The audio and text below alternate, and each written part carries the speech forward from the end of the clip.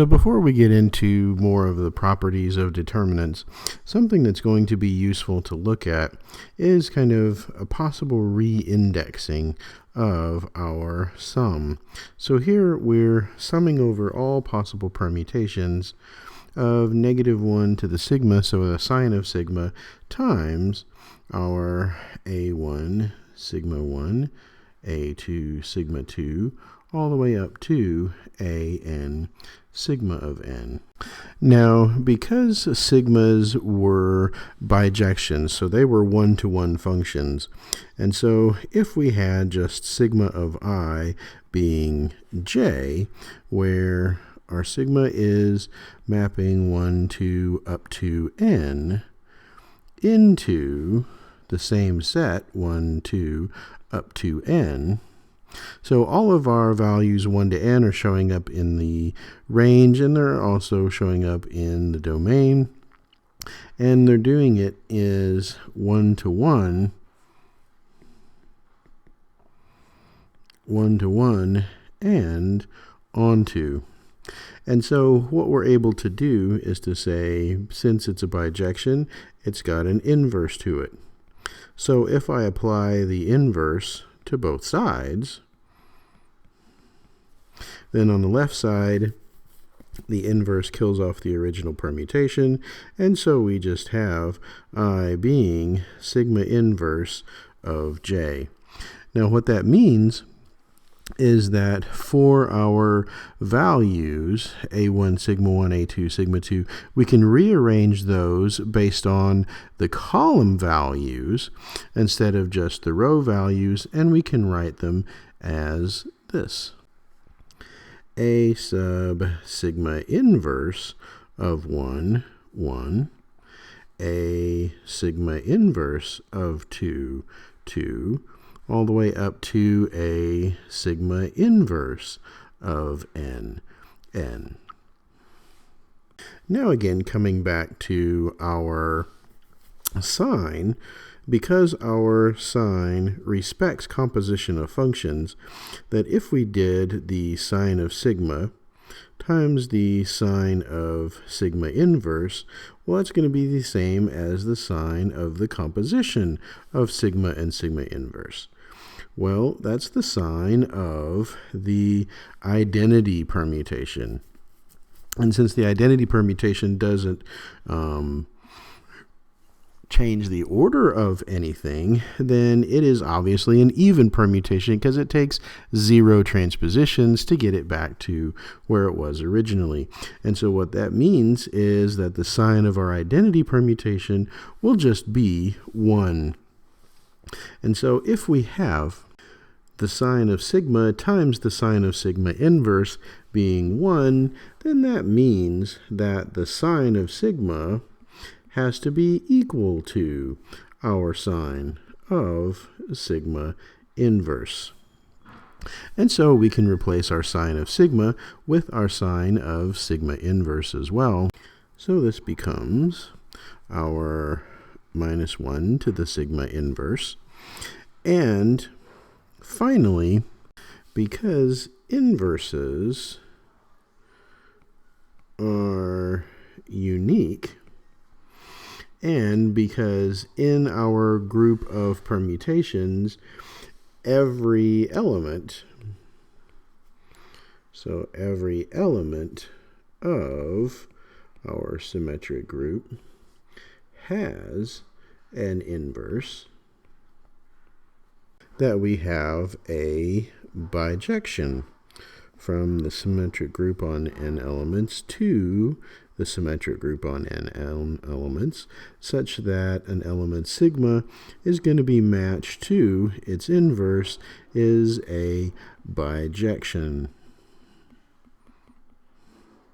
And so what that means is that whenever we sum over all possible sigmas, if we instead look at the sum over all inverse permutations, that we really get the exact same set. And so we could just as easily say this is the sum over all inverse permutations on n elements, and that our two sums are going to be equal. So really, we could have not just singled out the columns when we did our determinants. We could equally have said we're going to take the sum over all permutations minus 1 to the tau, but instead of looking at the permutation on the column values, it could have been the permutation on the row values.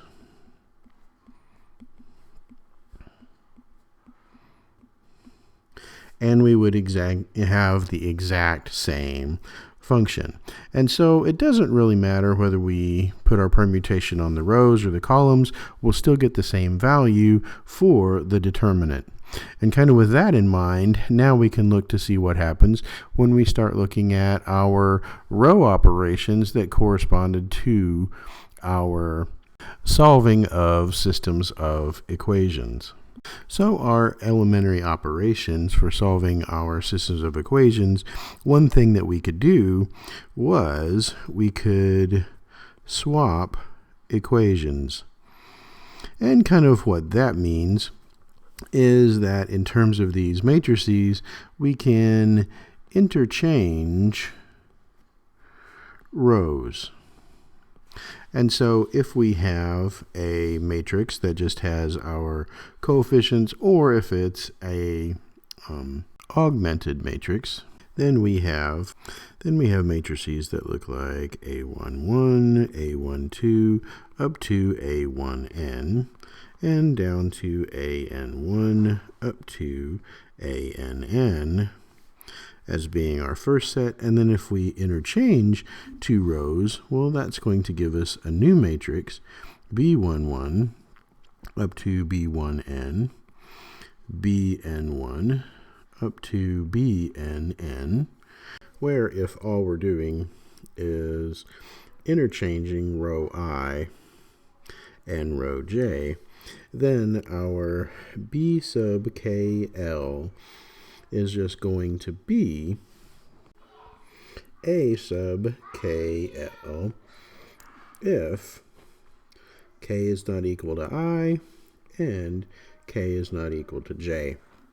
And then it's going to be A sub JL if k is equal to I, and A sub IL if k is equal to j. Then we can actually come up with a permutation tau that is going to be just this transposition. So tau of k is k if k is not equal to I and k is not equal to j. It's going to be I if k is equal to j, and it's going to be j if k is equal to I. Then another way of writing this piecewise definition is just to say, well, we're going to make this A sub tau of k L for tau being defined down here as just a permutation that swaps I and j. So that when we do our determinant of the b's, so we just go back to our definition, our sum over all possible permutations of minus 1 to the sigma, and then b of 1 sigma 1 all the way up to b of n sigma of n. And so if we kind of expand that out and single out our b sub I sigma of I and b sub j sigma of j, then if we kind of convert these back to our a's, so replacing our b's with our a's, we see that the only change is that our b sub I sigma of I becomes a sub j sigma of I. So our column stays the same, but our row switches. And same thing for our j's, our row switches, but our column stays the same for that term. So now we can come back and rewrite these involving our taus that we said. So tau was just going to be our permutation that swaps I and j. And so what that means is that we can replace our i's and j's, or all of our values in our index, with the image under tau. So that under our permutation tau, what happens is that our ith element we can just replace with tau sub j, and likewise our jth element just gets replaced with our tau sub I. And since tau is the identity on everybody else, our other values stay exactly the same as they originally were. Now also, because tau is just a permutation, it means that the sign of tau is going to be -1. That we can put in a couple of extra factors here. So we see sigma, again, a sum over all possible permutations of -1 to the sigma. Since it was -1, we can replace that with -1 to the tau, and just another -1, with all of our terms now staying exactly as they were. 1a sub 1 sigma of tau of 1, all the way up to a sub n sigma of tau of n. And since these respect multiplication, since these respect composition, our sign respects composition, we can actually put those together to become the sum over all possible permutations of -1 to the sigma tau, and then we have this extra -1 out there, times a1 sigma of tau of 1, all the way up to an sigma tau of n. Now, we know that compositions of bijections are also bijections, and so that means the set of sigma tau such that sigma is an element of the symmetric group on n elements is going to be a subset of the symmetric group on n elements. Okay. But also, if we had an element that was, so if we had, say, lambda that was in the symmetric group on n elements, then we know that because tau is a bijection, it has an inverse, then we know that lambda tau inverse is also in the group of bijections. And so what that means is that if we take lambda tau inverse and we multiply by tau, then that is going to be lambda tau inverse tau.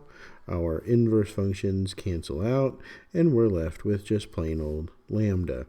And so what that means is that this set, sigma tau, such that sigma is an element of the symmetric group, is actually equal to the symmetric group on n elements.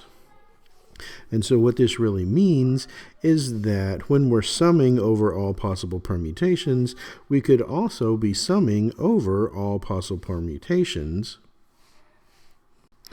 of sigma tau in the symmetric group on n elements. And we're really summing over the same terms. And so that gives us sigma tau. And then we have this extra -1, a1 sigma tau of 1, all the way up to an sigma tau of n. Well, we can pull that -1 to the outside,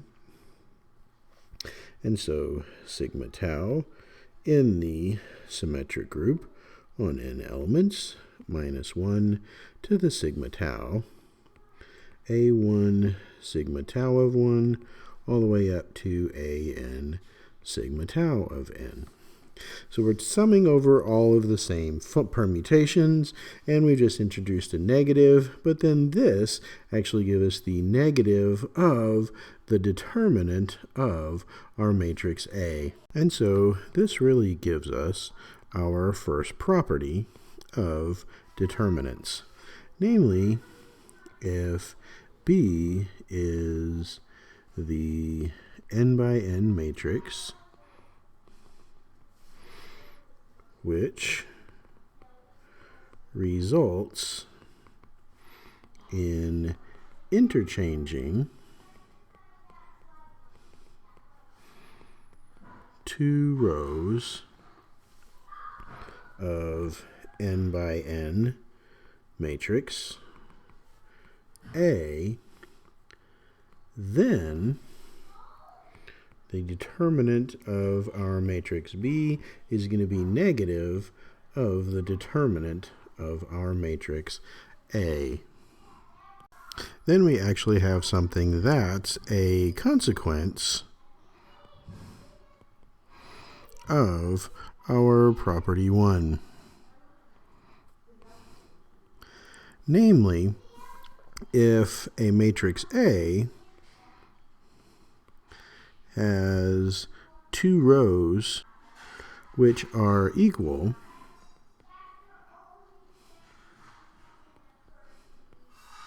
then the determinant of A will be 0. Now, to see kind of how that's going to be true, if we have that row I is equal to row j for I not equal to j, then we can form a new matrix. Take the matrix B, which results in interchanging row I and row j of A. Well, because row I is equal to row j, what we have then is that matrix A is still equal to matrix B. But because one is the swap of the other, the determinant of A is going to be negative of the determinant of B. Well, since they are actually equal, that's going to be negative of the determinant of A. And so, consequently, we have that the determinant of A is equal to negative of the determinant of A, or that if we add both sides, 2 times the determinant of A gives us 0, which means that the determinant of A is going to be 0. And so if we have a match between rows, then that means that our determinant is actually going to be 0. For our second property, for our second row operation,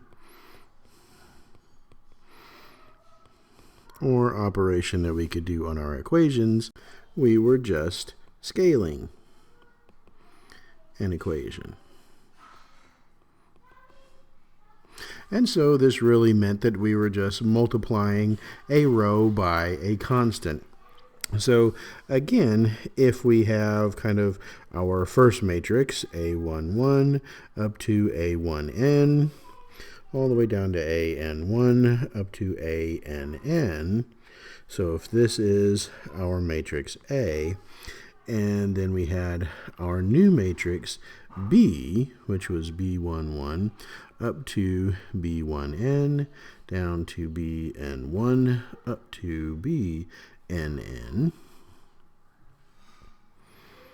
Then again, we can write our elements B sub KL in terms of our elements A, where if we just assume that we are multiplying row I by constant C, then we get something that just looks like B sub KL is just going to be A sub KL as long as our K is not equal to our ith row. So as long as K is not equal to I. And then if K is equal to I, what happens is this is just C times A sub KL. So our column stays the same, but our rows get multiplied by C if it's the ith row.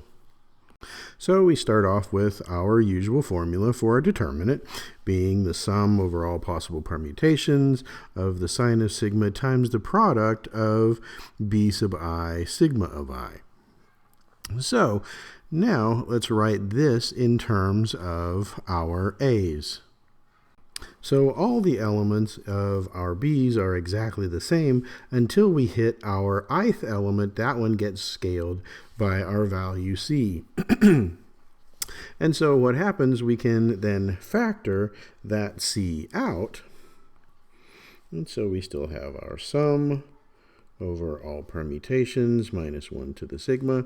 We pull that C out, and then we've got our usual product, A1 sigma 1 all the way up to AN sigma of n. Well, from that commutativity of multiplication of real numbers, we can pull that C out, and then by the distributive property, we can pull that C to the very outside so that we've got C times our sum, sigma an element of the symmetric group, minus 1 to the n, A1 sigma 1 all the way up to AN sigma of n. And so this ends up looking like C times our determinant of A. So this leads to property 2 of our determinants, namely that if B is the n by n matrix resulting from multiplying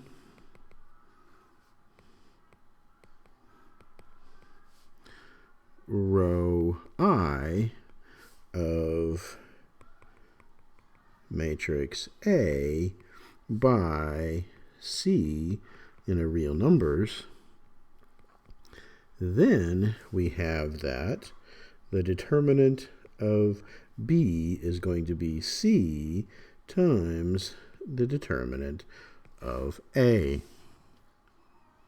Then for our third operation on our systems of equations, or our third row operation,